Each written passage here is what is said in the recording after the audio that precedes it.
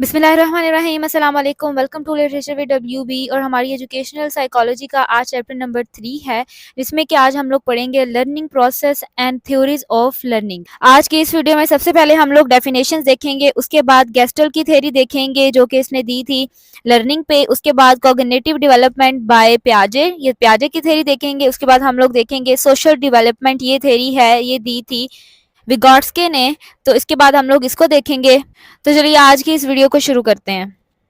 सबसे पहले हम लोग डेफिनेशन देखने हैं लर्निंग की। लर्निंग क्या है कि लर्निंग जो है वो एक प्रोसेस है जो कि लीड करता है किसी भी चेंज को।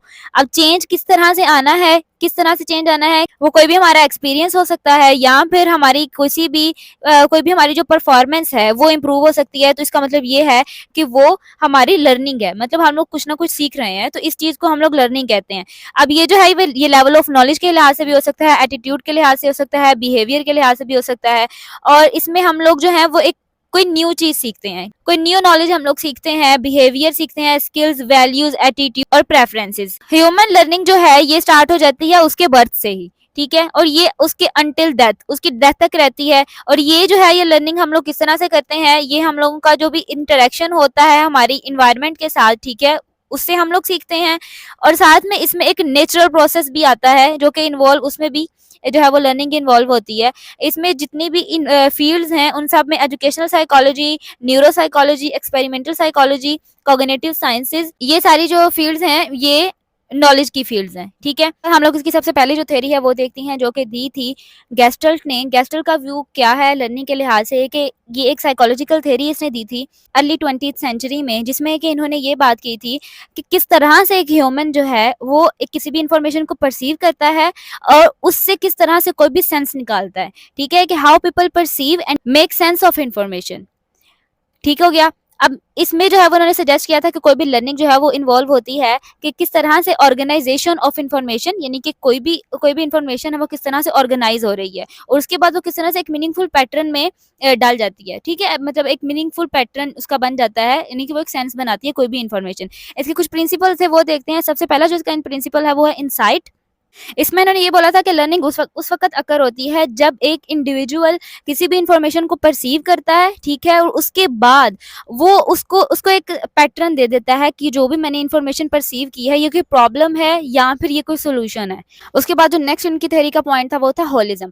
इन्होंने ये आर्ग्यू किया था कि किस तरह से एक पीपल जो है वो इंफॉर्मेशन को परसीव कर रहा है और सिचुएशन को समझ रहा है, और वो इसमें सिर्फ एक पार्ट को नहीं समझता बल्कि वो, क्योंकि किसी भी सिचुएशन में मोर देन वन पार्ट होते हैं, ठीक है, और उन सबको जो है वो समझता है और हमारा जो माइंड है उन सबको ऑर्गेनाइज करता है, उस इन्फॉर्मेशन को ऑर्गेनाइज करता है और सोल्यूशन निकालता है, ठीक है, यानी कि कोहेरेंट वे में एक सीक्वेंस वाइज, यानी कि एक ऑर्डर वाइज किसी भी इंफॉर्मेशन को सबसे पहले जब जो भी इसमें वो परसीव करेगा, जो भी वो रिसीव करेगा, उसको वो ऑर्डर वाइज रखेगा और उसके बाद उसके मुताबिक उसके सिचुएशन को समझेगा। उसके बाद है प्रॉब्लम सॉल्विंग। प्रॉब्लम सॉल्विंग है, इसमें हम लोगों को सारा आगे नाम से पता चल रहा है कि इसमें किसी भी जो भी प्रॉब्लम है उसका सोल्यूशन मिलेगा, ठीक है। अब जो भी हमारा जो दिमाग है वो किसी भी इंफॉर्मेशन को परसीव करेगा और उसके बाद उसके मुताबिक वो उसके लिए कोई भी सोल्यूशन निकालेगा, तो ये होगा प्रॉब्लम सॉल्विंग। उसके बाद हमारे पास है परसेप्शन एंड कॉग्निशन। परसेप्शन और कॉग्निशन जो है वो बहुत ज़्यादा आपस में इंटर रिलेटेड हैं। और इसमें क्या होता है कि किस तरह से हम लोग कोई भी एक प्रॉब्लम या कोई सोल्यूशन किस तरह से हम लोग उसको परसीव कर रहे हैं, ठीक है, और वो क्या इन्फ्लुएंस डालेगा कि हम लोग जो भी हमने सीखा है या जो हमने सॉल्व किया है, ठीक है। तो ये है परसेप्शन और कॉग्निशन। उसके बाद क्या है क्लोजर। क्लोजर क्या है कि इसमें जो हमारा माइंड है वो एक मिसिंग इन्फॉर्मेशन को ढूंढता है कि क्या इन सारे सीक्वेंस में कौन सी चीज़ जो है वो मिसिंग है, ताकि वो एक किसी भी प्रॉब्लम का अच्छे से सोल्यूशन निकाल सके। उसके बाद इसमें आता है ट्रांसफर।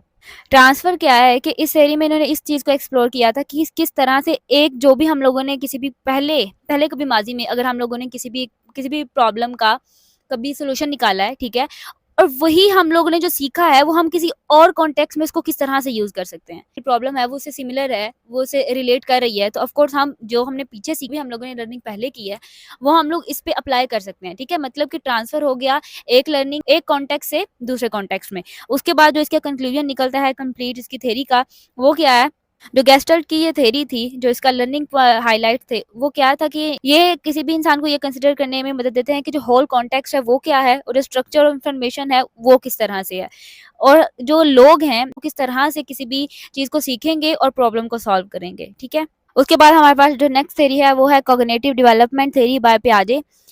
जेन पॉल पियाजे ने ये एक स्विफ्ट साइकोलॉजिस्ट थे जिन्होंने बहुत ज़्यादा ग्रेट कंट्रीब्यूशन की कॉग्निटिव डेवलपमेंट में। इन्होंने इस चीज़ के बारे में स्टडी की कि किस तरह से एक बच्चा जो है वो किस तरह से सोचता है। कॉग्निटिव डेवलपमेंट की जितनी भी थ्योरीज आई हैं उन सब में जो सबसे मेन थ्योरी जो है वो कॉग्निटिव डेवलपमेंट की मानी जाती है वो जेन पियाजे की कॉग्निटिव डेवलपमेंट की ये थ्योरी है। पियाजे ने जो सजेस्ट किया था उनका ये कहना था कि कोई भी बच्चा जो है वो 4 डिफरेंट स्टेजेस से होके गुजरता है, ठीक है?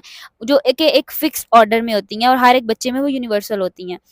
साथ ही साथ पियाजे ने ये भी डिक्लेयर किया था कि ये जो स्टेजेस हैं इसमें सिर्फ और सिर्फ उन्होंने क्वांटिटी ऑफ इन्फॉर्मेशन पे जोर नहीं दिया बल्कि उन्होंने क्वालिटी ऑफ नॉलेज पर भी जोर दिया। उन्होंने इसकी भी बात की।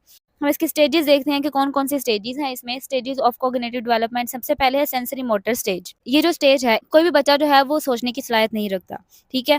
इसमें सिर्फ और सिर्फ हम लोगों को सेंसरी इन्फॉर्मेशन और एक्शन पैटर्न्स वो देखने में मिलते हैं। किसी भी बच्चे की जो फिजिकल और सेंसरी एक्सपीरियंसेस हैं वो इसमें डेवलप होते हैं। इसकी भी जो है वो 6 सब स्टेजेस हैं जिसमें कि रैंडम एंड रिफ्लेक्स एक्शन आ जाते हैं कि ये जो है ये होता है स्टार्टिंग के 4 टू 6 वीक में जब बच्चा पैदा होता है। उसके बाद आ जाती है प्राइमरी सर्कुलर रिएक्शन फेज। ये जो इसका टाइम पीरियड होता है वो 4 टू 6 वीक्स से 3 टू 4 मंथ तक उसका होता है। और सर्कुलर का क्या मतलब है कि रिपीटिशन। अब रिपीटिशन इसमें क्या चीज़ आ जाती है कि इस एज में बच्चा जो है समटाइम्स कुछ बच्चे अंगूठा चूसते हैं, ठीक है? बच्चों को कुछ आदत होती है। तो ये वाली जो चीज़ें हैं ना, ये वाली जो एक्शंस हैं, ये कहलाते हैं प्राइमरी सर्कुलर रिएक्शन फेज। अब इसमें जो सर्कुलर का क्या मतलब है कि रिपीटेशन, बार-बार बच्चा उस एक ही चीज़ को बार-बार रिपीट करता है। जो भी वो कोई नई नई चीज़ सीखेगा वो उसको बार-बार रिपीट करेगा। उसके बाद हमारे पास है secondary circular reaction phase. Primary में क्या था कि बच्चा जो है वो एक थोड़ा बहुत करता था लाइक अंगूठा चूसना वगैरह। इसमें बच्चा क्या करता है कि इसमें मज़ीद चीज़ें सीखता है, ठीक है? और इसमें जो 4 टू 7 टू 8 मंथ तक ये एज होती है और इसमें बच्चा जो है वो ज़्यादा जो चीज़ें जो है वो सीखना शुरू हो जाता है। इसमें बच्चा समझ लें कि एक हिसाब से कॉन्सेप्ट को समझता है, एक्सपेरिमेंट्स करता है। कुछ भी नया देखेगा वो करेगा, कहेगा कि मैं इसको करूँ। Coordination of secondary circular reaction phase. ये जो है वो 7 टू 8 मंथ से 12 मंथ तक ये एज होती है कि इसमें जितने भी वो उन्होंने पहले जितने भी वो एक्सपेरिमेंट और कॉन्सेप्ट जो है वो सीख रहा है नए, वो उन सबको उसने किस तरह से यूज़ करना है, ठीक है? वो इसमें इस एज में जो है वो थोड़ा बहुत उसको सीख जाता है। उसके बाद टर्शरी सर्कुलर रिएक्शन फेज। ये जो है ये 12 टू 18 मंथ तक जाती है। उसके बाद inventions of new means from mental contribution. इसमें किसी भी बच्चे की मेंटल कंट्रीब्यूशन जो है वो होती है। बच्चा थोड़ा बहुत चीज़ों को समझना शुरू हो जाता है और इसकी जो एज है ये 17 टू 18 मंथ से 24 मंथ तक ये चीज़ जाती है।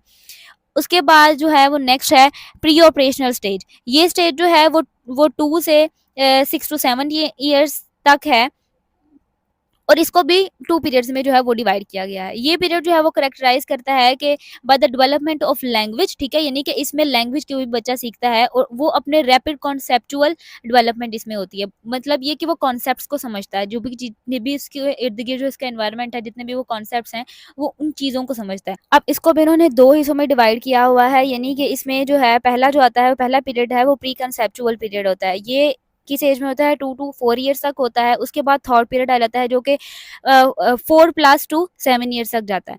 उसके बाद कंक्रीट ऑपरेशनल स्टेज है, ये जो होती है वो 7 टू 12 ईयर्स तक जाती है। इसमें क्या होता है कि इसमें किसी भी बच्चे का जो भी उसका ज़हन उसको बोल रहा है ना, वो उसको फिज़िकल एक्सपीरियंसेस करता है, ठीक है? अब इसमें जो है वो डायरेक्ट फिज़िकल इनपुट नहीं होती है, लेकिन फिर भी वो कोशिश करता है कि उन चीज़ों को परफ़ॉर्म करे। उसके बाद हमारे पास है फॉर्मल ऑपरेशनल स्टेज। ये जो एज होती है ये 11 टू 18 ईयर्स तक होती है और इस पीरियड के दौरान कोई भी बच्चा जो है उसकी कॉग्निटिव स्ट्रक्चर जो है वो बिल्कुल एक ग्रेटेस्ट लेवल तक पहुंच जाती है, ठीक है? इसमें कोई भी बच्चा जो है वो इस काबिल हो जाता है कि वो किसी भी लॉजिक को अप्लाई करे अपनी किसी भी प्रॉब्लम में। उसके बाद हमारे पास है सोशल डेवलपमेंट थ्योरी बाय विगोट्स्की। विगोट्स्की जो थे वो एक रशियन साइकोलॉजिस्ट थे और इन्होंने ये थ्योरी जो थी वो अर्ली 20th सेंचुरी में दी थी। और इस थ्योरी में इन्होंने क्या बात की थी कि इन्होंने किसी भी इंसान की इंटरेक्शन के बारे में बात की थी, कल्चरल कॉन्टेक्स्ट और लैंग्वेज इन कॉग्निटिव डेवलपमेंट में बात की थी। इसके भी कुछ प्रिंसिपल्स हैं, जो कि इसमें पहला प्रिंसिपल है वो है जोन ऑफ प्रॉक्सिमल डेवलपमेंट।